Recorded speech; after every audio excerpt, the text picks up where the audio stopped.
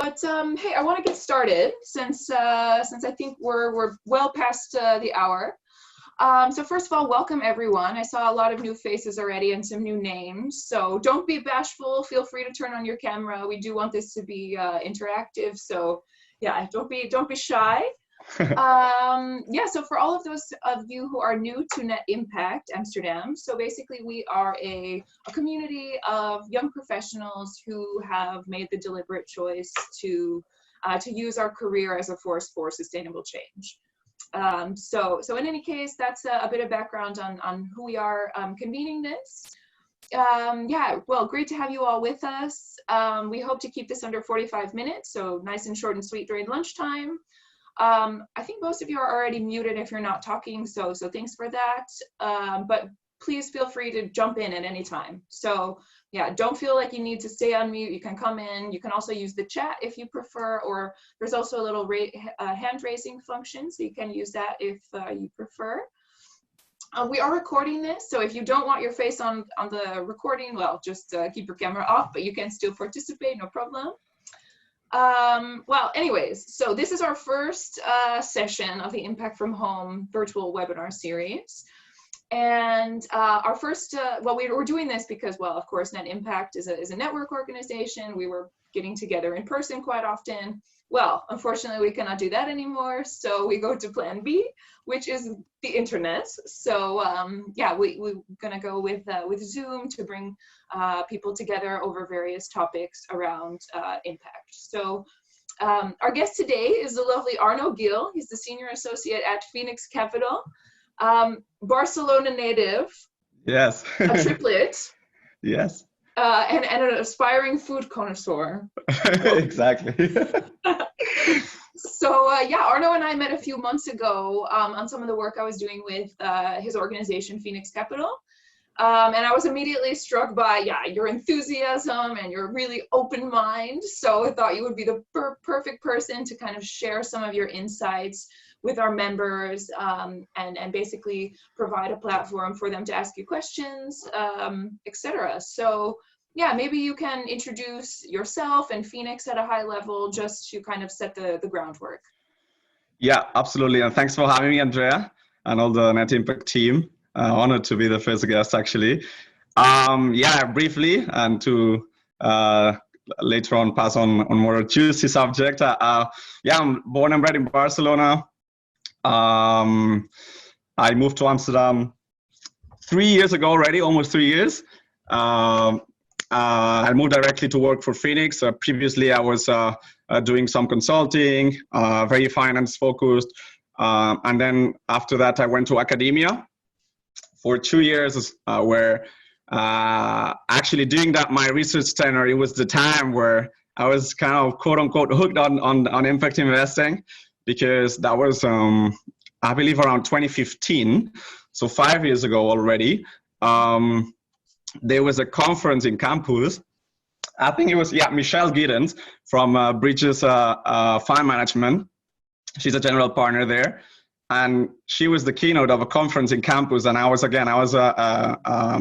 a 2-year research tenure, on track maybe of doing a PhD after that. But we were attending the conference, and I was partially involved already at the time with some private equity projects, and I briefly had been introduced to impact investing.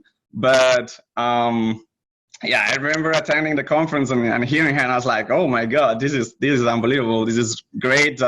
And just hearing it from her, which at the time was even more prominent in the space because there were yeah, fewer players, let's say.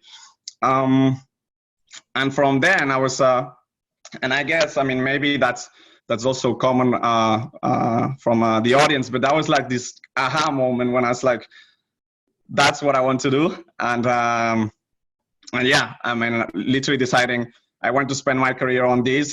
This makes complete sense. And I think it was a great decision. I ended my research tenure, had the possibility of doing a PhD, but decided to essentially go back to the private sector, but with the firm decision of continue being related to impact investing, which at the time I was only with a kind of an academia perspective, which was great for what I'm doing now.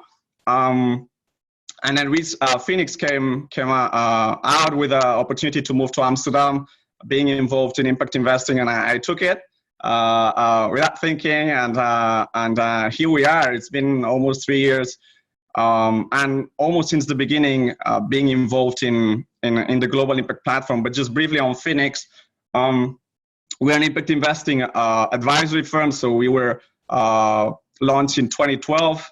Always been involved in the same, let's say, niche, which is impact investing for institutional investors, and focusing really on funds. And I will develop a bit more on why do we focus on that niche specifically.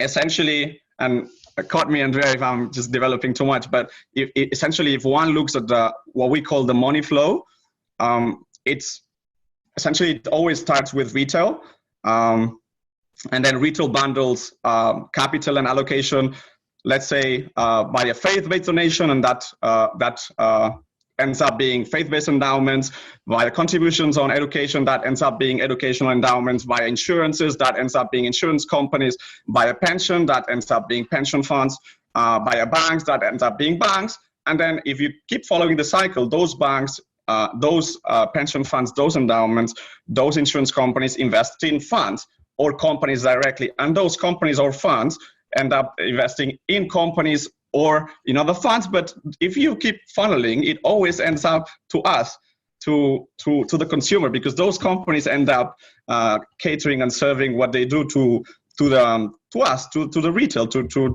the people. And if one analyzes the cycle, the money cycle, if you focus on institutional investors, it's the part of the cycle where, with approaching the least amount of people, you can drive that money into where you need it to be. If you just analyze that part of that what we call the cycle of money at Phoenix and the spectrum of capital, that's why we focus on institutional investors, because if you're able to change what they're doing or to help them drive capital towards impact investing funds, you're essentially funneling so much capital, and that ends up being, of course, invested ultimately in the society. So that's the reason why we focus on this little niche, and I wanted to kind of put the frame on it first. And we do it across 3 main lines of business. So we have an advisory branch where we help more directly allocators. So that is literally the types of investors that I mentioned. So that's pension funds, that's banks, that's insurance companies, might be big foundations, endowments. So really pools of capital that are interested mainly in investing in funds. And we help them in the fund selection or the fund research, either setting up or expanding their capacity, or their even convincing them, or essentially helping them translate what their beneficiaries are pushing them to do towards a program and a reality in terms of allocating that beneficiary money that we talked to impact investing funds. So that's an advisory. We run conferences as well, which have been a bit disrupted by the famous COVID, unfortunately. But yeah, we run the biggest institutional investor conference in Europe, Impact Summit Europe. It would have been the 6th edition already in The Hague, in the UMP's Palace. Again, what we do always in our events is gathering and convening allocators, and then also inviting a handful of managers to present their strategies to them. So we're really being a platform where they can connect in a more intimate way. And then lastly, the Global Impact Platform, which is our latest area of focus. Really, this is a quite new project, because we launched it 1 year ago. So it's 1 year and a couple of weeks old. And we always think about the platform as a bit of an answer to, and we talked about this, as a bit of an answer to the non-scalable nature of advisory, because advisory is great and is fruitful, but it's also a bit hard to scale, and giving as well our capacity. We're a team of 20 plus. So we thought, hey, let's accumulate our intellectual capital and our insights of the market, tracking since inception the impact investing fund market, and let's put it out there, available to this group that I mentioned, institutional allocators, to be able to help them and essentially be a market map to them on what type, what type of funds across asset classes, meaning across the instruments that they use or the type of assets that they invest in, these guys can put the huge amounts of capital that they need to deploy into funds that produce financial returns, but also alongside that have a compelling impact thesis where I might elaborate later on what we look there more granularly, but essentially, in a nutshell, the platform is a cloud-based, password-protected tool that it's only accessible by institutional and qualified investors, and where we reference fund managers with a global scope and with the common denominator of targeting market rate returns, because we have to, all the clients and users of the information have a fiduciary responsibility towards the clients and beneficiaries, meaning that they have to produce returns. But alongside that, and that's the beauty of the thesis of impact, there's a social or environmental outcome there that is being reported and framed and structured. So that's the platform in a helicopter view, and yeah, in a kind of 5-10 minute speech, that's a bit of Phenix and an overview of Phenix. Yeah, very interesting. And so I was just, we were talking just a few minutes ago that I demoed the platform yesterday with another of Arnau's colleagues, and I was so impressed. I mean, in many cases, this is something that simply the market has been waiting for. So it's a one place where, especially for the private market, this stuff is exactly that, very private. Yep. So it's one place where they can, institutional investors who are ready to make an impact investment can find the product that they're looking for in one place. So believe it or not, this actually didn't exist yet. So yeah, really good gap filling there. So Arnau, I have some questions for you. One is for you. So you mentioned the concept of an impact thesis. Yeah. And you look for funds to put on your platform that have been identified by you guys as having a good impact thesis. Yeah. So can you elaborate on that? Like, what makes a good impact thesis to you, and what kind of separates an okay impact thesis from a strong one, for example? Mm-hmm. Yeah. So for instance, and I'm not gonna name drop anyone, but or mention any exact names, but one thing that is still common in the sector is a misconception that, and you can see it in some fund managers' some fund manager pages, that when they mention impact or what they're doing, they mix it more on maybe contributing to nonprofits or volunteering outside their work, so more just a corporate social responsibility type of impact, which is not what we try to look for the platform and for Phenix. What we do is, I think, to be honest, a good starting point is aligning a bit, and I'm going to align a bit now as a starting point with what the GIN, for the audience, the Global Impact Investing Network, which is a nonprofit network representing a good amount of impact investing stakeholders, says, meaning that an impact proposition should be intentional, additionable, and measurable. So in terms of 3 variables. But from Phenix, we think also that sometimes in terms of validating impact thesis, measurability might be a double-edged sword, because it's what the institutional investors really want is to help fund managers accountable, right? Is to understand if what they're reporting on, if what they're claiming that they're doing, they are really doing it. And what we at Phenix, we have a tool that we've been working on for the last couple of years, where we look more to go into a more binary outcome type of questions, where we might inquire into does the fund, for instance, link performance to any type of social hurdle? Does the fund have any type of theory of change? Does the fund have any taxonomy there? Does the fund have established frameworks? Does the fund employ dedicated impact or ESG professionals that work hand in hand with the portfolio managers or fund managers to integrate impact investing metrics or frameworks alongside the investment process. So from the moment that the fund starts to funnel investments and to screen investments to the moment where they exit that investment. So there's fund managers out there that they're doing that across all the cycles. So it's really, an unbelievable amount of work, an additional work, but it allows the institutional investors to see how funds are essentially integrating either impact metrics that they develop themselves to or impact processes essentially integrated through the investment cycle. And there's tons of metrics, but we like to focus on questions that have binary outcomes, preferably, because it's just better to raise accountability. But and there's tons of references that we can mention. I mean, there's now some fund managers having impact committees where they might vet certain, so they have power of veto towards certain funds when doing the investment selection. Not only this, they can also suggest or enforce responsible exits. That's also, some fund managers are doing that.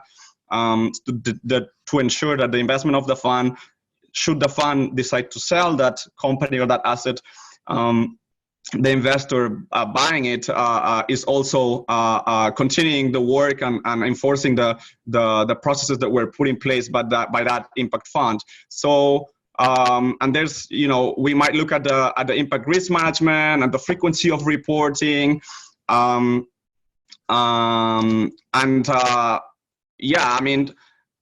looking at for us, one of the things that are actually also increasingly interesting to check are the impact performance fees, or the hurdle or the impact hurdles, which is an interesting topic and quite new, because it's essentially the ultimate skin in the game. So but there's tons of and one of the things that I believe as a criticism that or a food for thought is the maybe lack of standardization. And there's a lot of steps on the right direction, but it's true that fragmentation happens on impact frameworks, and also in the impact investing fund market in general, but especially on the impact processes and frameworks. But just to wrap it up, like, the idea is for us to focus more on what processes and what type of frameworks the fund is establishing to essentially help them accountable on their impact thesis. Instead of trying to say, okay, if you're a renewable, and just for putting more color, instead of, if you're a renewable energy fund, and I'm now in an institutional investor boots, and I invested XYZ money in that fund. How can I really know if you saved, I'm just making this up, but 20 tons of saving emissions instead of 25? Personally, I would be more interested in knowing that you have the processes and procedures to keep, to integrate these throughout your investment cycle, and to keep it recurrent and to keep it solid. And of course, the reporting is great, and the metrics are great. But what the allocators want to see, and with a lot of conversations that we had with them, is, is this solid, and can we hold you accountable for what you're doing on that front? Yeah, and I guess they can also then have a good rationale to explain and identify areas where perhaps you didn't achieve your impact that you intended for. So you can go back to your kind of processes and see why not. How baked in is it into your original processes to check yourself and almost audit yourself in a sense. Exactly. There's a bunch of things here that I want to dive into a little bit more. A couple of things that maybe not everyone has heard of before, and there's a couple of words here such as intentionality, additionality, theory of change, responsible exit, and impact risk management. So I want to start with intentionality. And maybe you could give from your perspective and from the perspective of a Phenix and maybe what you see happening in the market, what does it mean to be intentional with impact investing? So you have, and again, and not to name drop anyone, but you have fund managers out there that at least, I'm sorry if I keep using jargon. I just stop me if I need to clarify any term. But a lot of fund managers out there are what we call more thematic, so that they might invest in and that happens, for instance, with renewable energy, right? Or some sectors that inherently are, let's say, contributing positively to the society. But from a fund manager perspective, there's really nothing in place to essentially have their investment thesis go around that impact additionality or that impact thesis as well, so that they invest in renewable assets just because the regulatory framework is attractive, just because renewable assets in certain jurisdictions, and giving what's going on in the current oil environment, where, for instance, renewable energy is more correlated to natural gas, so they're doing quite well, and they find the asset attractive.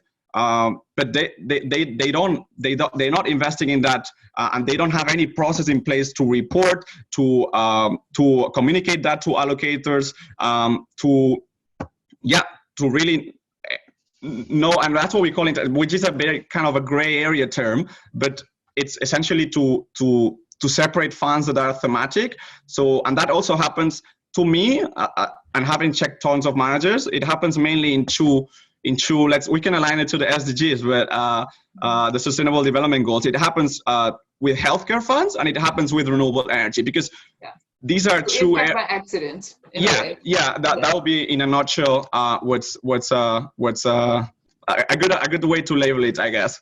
Yeah. So you're looking for impact not by accident. Yeah. Okay. Yeah. Great. And then in terms of additionality, that's another kind of big concept in impact investing. How do you guys look for, or how do you view additionality? What does it mean to you, and how do you see managers approaching it? Mm-hmm. So when we say additionality, is it refers a bit more to let's say it's going into a bit more on the or in conjunction with the measurability. At least from us. I mean, to be honest, it's.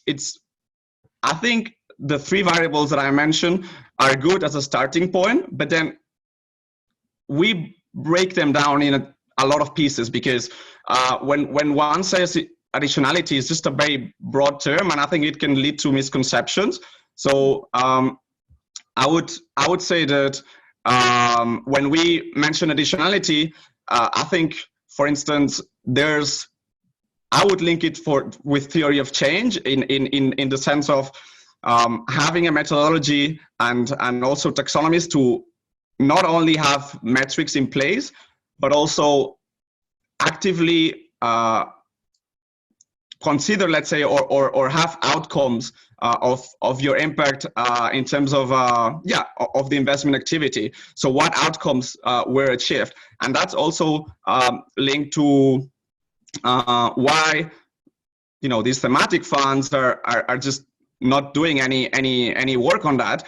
I mean, if you look at SDG 3 funds, for instance, the ones that are doing, or the ones that we like, they have outcomes such as amount of or patients treated, or unmet needs, or in terms of the outcomes of the variables that or the impact outcomes that they're achieving through the capital that they're deploying to those companies. And that's really, for instance, if one is curious on the sector, that is really present in oncology fund managers, where they have really clear outcomes in terms of what has been the the outcome of that deployment of capital, or life science funds as well focus on oncology, where at least from Phenix we focus on the outcomes of that impact. But again, this is quite linked to the theory of change, where you might see fund managers elaborating on what's the thesis there? Why are they putting those outcomes and those outputs and link it to their investment selection and the investment due diligence and their exit? So that's basically the three pillars throughout the investment cycle in a fund manager. And what we want to see is how are they linking those outcomes, and you might call it additionality, but how are they linking, or maybe if you want, the three variables that we mentioned through these three stages, and there's different approaches throughout these three stages: the selection, the due diligence, and the execution, and then the exit of the investment. But it's about having a methodology and a process where you involve dedicated professionals and you give them the power to enforce this to the rest of the team, because that's really important. I mean, one of the things that we found throughout our interactions is that some fund managers have partially these, but then you chat with the sustainability team maybe, or the impact team, and they just suggesting things, and there's not really an enforcement there. And that's when also outcomes and processes are a bit diluted, and the additionality, and especially also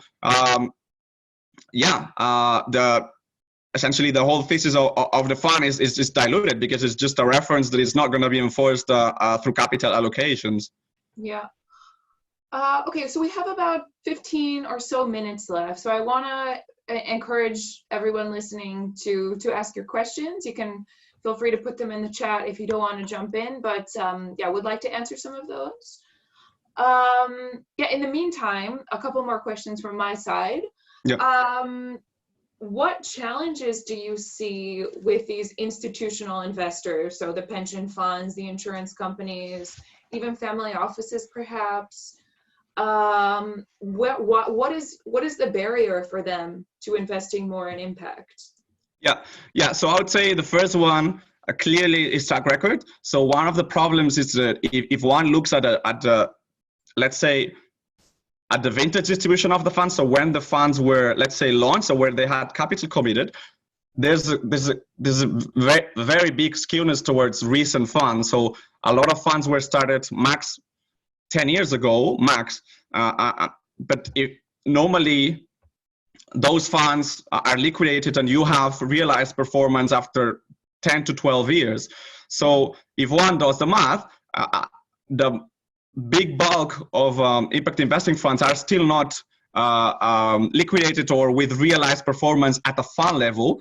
And the problem is, or not a problem, but because this is changing and the time is in our favor, so that's great. But you have some institutionals, maybe let's say European ones are a bit more educated, because you have the Dutch, for instance, are extremely advanced in what they require, what do they want to see, how did they set up the programs. But in general, institutional investors from elsewhere, they look at the impact investing funds, and then the universe is tilted to private markets, so they look at that, and then the reference that they have is having databases where the first vintages were in the late 70s and 80s. So some shops have like 30-20 years of track records, and for them it's just easier to just dismiss funds that don't have maybe long track records. So that's one of the, but it will solve, it's just time. And there's excellent fund managers there out there, including one based in Utrecht. So I mean, there's fund managers out there doing amazing on the performance side, and this is also the reason why a lot of allocators are looking at the space. But I would say the main hurdle is the lack of relevant track record, and maybe the lack of benchmarks. Oh, like benchmarks as well. Interesting. Yeah. Track records. I'm not surprised, but it's actually not the first thing that would have came to my mind. So yeah, very interesting to get your perspective on that. I mean, I said it from a pure perspective of an asset allocator in terms of the portfolio manager or the investment kind of professional saying like, okay, they have maybe a report or an input to act on impact funds, and the first thing that they would be curious about is performance and track record on similar funds or peers, and of course there's starting to be more and more funds that have realized the performance. I mean, that's not a problem per se. It's just time and kind of the young nature of the industry as something that it's structured and more framed. Yeah. Okay, so saw a question come in, and I know there's more because I know Madhu, you sent me an email, and I know you have questions. So feel free to send them through. But let's see. So Shay, hello Shay. Thanks for your question.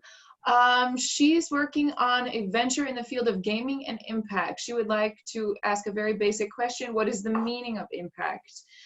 You have mentioned SDGs as a reference. In the field of well-being and medical, it is more clear. Please elaborate about the meaning. I would also like to ask about the implementation of the common but different responsibilities in relation to impact investing in developed and developing less industrial states. So I guess over to you, Arnau, and Shay, feel free to also come in and elaborate or share some nuance with Arnau as well. Mm-hmm. Yeah, no, sure. I mean, addressing the first one, let me read, is about the gaming industry. We actually interacted with a couple of managers that are doing interesting stuff in terms of educational games. So not gaming as a leisure, but educational or like games that are that have the purpose of educating maybe kids or in general.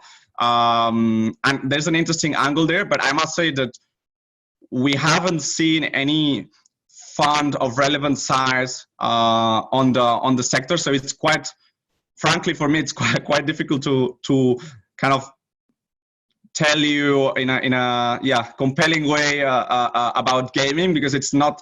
I mean, maybe that's interesting. A field or an emerging field to be focused. But as far as we know, there's no fund out there focused on that. And with the meaning of impact, I mean, to me, there's always been impact funds. I mean, impact is just a broad word. And there's always been people doing the right thing. But if you think about it, I mean, it's just a way to raise accountability, doing like going the extra mile. So it's just really making sure that the processes of reporting and tracking the outcomes and on what you claim that you're doing in terms of what difference is the fund doing with that capital, being it in education with the number of kids that the school that your capital help building is serving. But the common denominator is that there has to be financial returns around that business model. And the idea is that on one hand, of course, you do financial first impact investing, not because we don't like catalytic capital or philanthropy. I mean, I praise it, and I think we should all praise philanthropy, but we're talking different things. And the idea is to focus on something that is sustainable and that can cater the biggest pools of capital in the world, because that's what they look for. They will never be focused on philanthropy. And I introduced what we call the cycle of money. But if you don't convince this guy with this type of institutionals with return-driven strategies, they will not put money there. And that impact is having this impact investing plus having an impact thesis where, again, we come back where, I mean, everyone has impact, negative, positive in everything that we do, but it's just let's say before impact investing being more framed or established or conceived as something that it's that it's a consensus, and then there's academia around it, that there's processes around it. It was there, but it was not structured. It was not something that you could hold a fund manager accountable. it was just maybe more coincidental, or it was still there, but there was nothing around it. So it's really building a foundation of just processes and mutual consensus between asset owners and fund managers, which is what the moment of the cycle that we focus on, at least from Phenix, and labeling it. But I mean, it could be labeled in another way. It's just that it's just a label in the end, but it's what the label means that is more important, but not strictly impact, because as you're saying, Shay, it's quite generic. Yeah. So there's one more question from Madhu. Thanks, Madhu. And it basically is around, so we have time for 2 more questions. Go with this and then maybe one more. Yep. So it's around the trade-off of financial return and impact return. Mm-hmm. What are your perceptions? Yeah. So, I mean, I love the thesis, and I think it's applicable across asset classes. I mean, and just for more color on that, maybe I can just give examples where the thesis checks in terms of business models that provide returns, and also having a solid impact thesis around. I mean, if one looks at real estate, for instance, you have affordable housing where you're helping communities building are getting access to housing and generating low returns but steady and solid and uncorrelated with the market. You have private debt where you have microfinance, what is proven academically and also in the industry that it's scalable and a very steady way to help developing economies, and you're getting 5-6% return uncorrelated with the market, and extremely interesting for a portfolio construction from an asset owner perspective, because it almost behaves like cash. So it's just unreal, and you have a business model where essentially you're loaning money, or those microfinance institutions are lending money to mainly women, and helping getting access to capital to essentially unbanked and underserved communities in developing countries, and the returns that you're getting are extremely interesting, and the additionality and the outcomes on the impact side are insane, are unreal, and you can check. Two of those microfinance, you can check Blue Orchard, any player in the industry doing microfinance in a compelling way, where they have institutional allocators on board, which are the most let's say difficult investors to get on board when you launch a fund. That's when you know that they're doing their homework in both sides. To me, microfinance is almost a quintessential impact investing, but you have so many business models. I mean, you can apply it to real assets where you have guys doing sustainable forestry in the US, in Europe, in Asia. You have sustainable farming. I mean, you have land degradation funds. There's so many business models. In infrastructure, you have healthcare-driven infrastructure or education-driven infrastructure. We mentioned renewable energy. There's tons of clean energy mobility funds there as well. There are more technology and asset-light driven. It's just finding and backing those companies, because remember again what we mentioned about the cycle. Those funds are backing companies. It's just fascinating because they are applying their frameworks to the companies when the companies are also learning what they can do and they can act on as well. And in the end, it's just accumulating best practices throughout the cycle. But I mean, we could keep going with examples, but there's tons. Yeah, this is an interesting one. And I think what you say is, well, if I were to digest it, basically there shouldn't be a trade-off.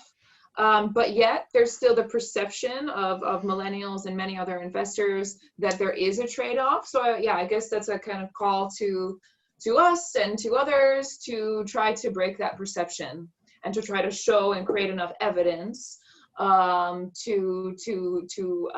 share that is actually not the case.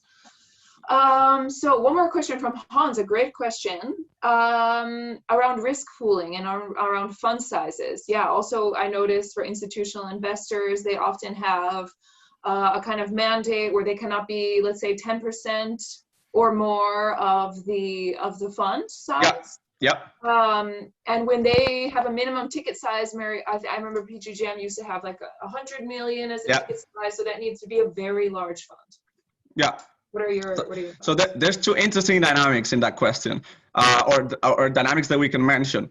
One is that interestingly, so some of these players, and again I won't mention names, but they're lowering their minimums to access the impact investing fund market because of these, because of they accept the reality that there's not a lot of mega, let's say, impact funds where they could accommodate the traditional tickets. So that's one thing, that they're being pushed by the beneficiaries to the extent of being able, or not, sorry, having to lower their minimum tickets or their minimum allocations to a fund to be able to access more propositions and more fund solutions. So that's one the interesting trend going on. And two, there's the mega impact funds that you might have like 20, 25 worldwide, and they're focused on buyout if it's private equity, and they're focused on real assets and infrastructure, basically because of the nature of the assets that accommodate bigger tickets. So that's the three main, let's say, asset classes or types of funds that are 1 billion plus. But I must say, so there's, and you know it, Andrea, there's in the sector, there's a bit of controversy on the name of some of these mega funds. But one thing that must be noted is that these guys are extremely helpful because for two reasons. So these guys are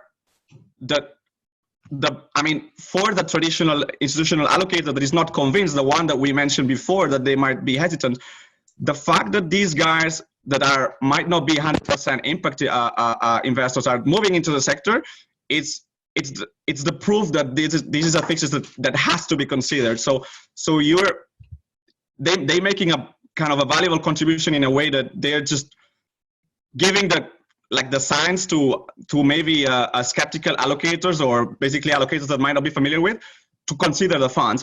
And two, another interesting thing to note is that these funds, and one might debate, why do they only have one impact product? I mean, they just recently launched them, 1 year, 2 years ago, but they have the best resources in town.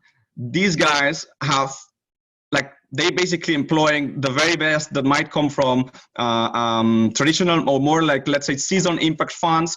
And they have so many resources to develop compelling processes and reports and theses around. And I must say, of course, you can debate why are they not launching, or why are they not having all their products as an impact investing fund. This might be another debate. But with regards to their impact funds, these mega buyout houses that are launching impact funds have excellent processes in place, and they brought on board the very best in the industry to launch these products. And to me, it's an interesting dynamic, and I find it, I really like the fact that they consider jumping in the space. There might be controversy about it, but for the reasons that I mentioned, I think it's extremely positive on overall the fact that they're launching it. And just to name drop a few, but you have Partners Group, you have KKR, you have Carlyle, you have the Polos of the world. They all, the big houses in the private equity or private markets are all launching products, or have launched products. And I think it's in the long term, and in kind of the let's say the overall market, I think it's a positive. I think it's a positive thing. Hans, does that answer your question? Yeah, super. All right. Well, I think we can stop here, but maybe one more question just to end on a good note. So, Arnau, I want to ask, what are you excited about? What gets you inspired about the future of the impact investing industry? And what would you kind of advise some of the people listening to help them make a career in impact investing? Mm-hmm. Yeah, I think the prospects in terms of industry are amazing. I mean, it's just we're just in the kind of in the moment now where, now with the COVID, it's a bit difficult to label where we are, but this will go away, I'm sure. And the moment that we are is if you analyze what the asset owners are doing, aka what we said, the biggest drivers of capital in the world, they all of them are hiring people or are just rolling out or setting up their impact fund program. And that essentially will translate into capital to funds and into companies. So for someone looking at the sector, I would say the first thing to ask yourself is, where do I want to contribute in the famous cycle that I introduced? You know, do I want to be in a startup or in a company where I will receive maybe money from those funds that we mentioned? Do I want to be in a fund where I'll receive money from the asset owners? Do I want to be in the asset owner side where I'll be, you know, fulfilling a mandate from beneficiaries? So I think that's the first thing to you know, relating it to your skill set or what you're comfortable with or what you're more excited about and the type of exposure that you want to get, to ask yourself, where do you want to sit in this famous cycle? But personally, I think if one and that also depends on your skills, but let's say if one has a more finance background or asset management or financial interest, I think the fund management and the asset management and the asset owner side are really interesting, because with your decisions and with your work you can drive more capital than being later in the cycle, let's say. But again, there's room for people with more of a research skill set to help, you know, build what we mentioned, the frameworks and more the conceptual side of it, to enforce it in the end to the folks allocating the capital. You can maybe approach it from a more let's say intermediary way, which might be more related to what we're doing, where you have a more peripheral view on, and you sit a bit on in between fund managers, investors, and you have a more of a let's say interesting view on the market. But overall, throughout the cycle, the ones driving it are us. I mean, it's just the beneficiaries of these asset owners are pushing them to change. And this is not going to change. This is who we are. We're millennials and new generations are all pushing. Family fortunes, foundations, pension beneficiaries, everyone is pushing for capital to be driven in the right way. And we don't see this as a momentary trend. The contrary, it's just persistent. It's been persistent for the last 10 years, and this will not go away. And to conclude, I mean, people, just think about it.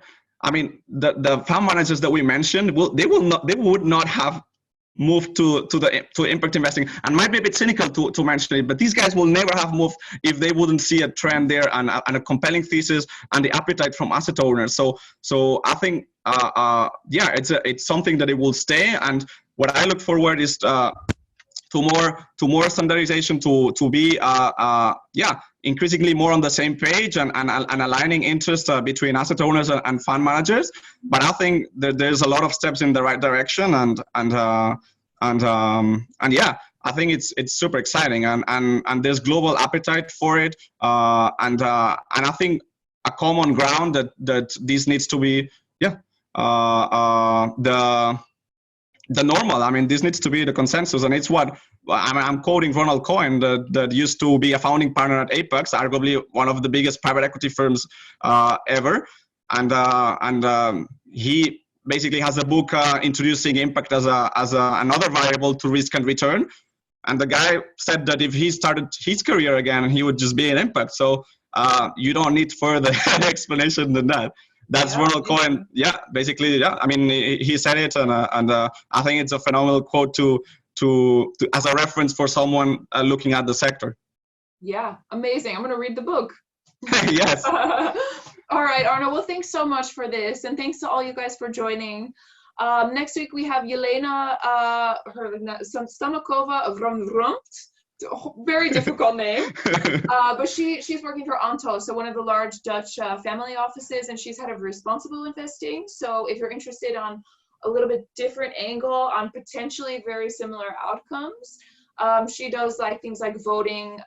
So she basically votes at the AGMs and engages with companies to try to force them to change. So So that's next week. Yeah, well, thank you all. Enjoy the rest of your Friday and the weekend, and see you next time. Great. See you. Bye. Bye.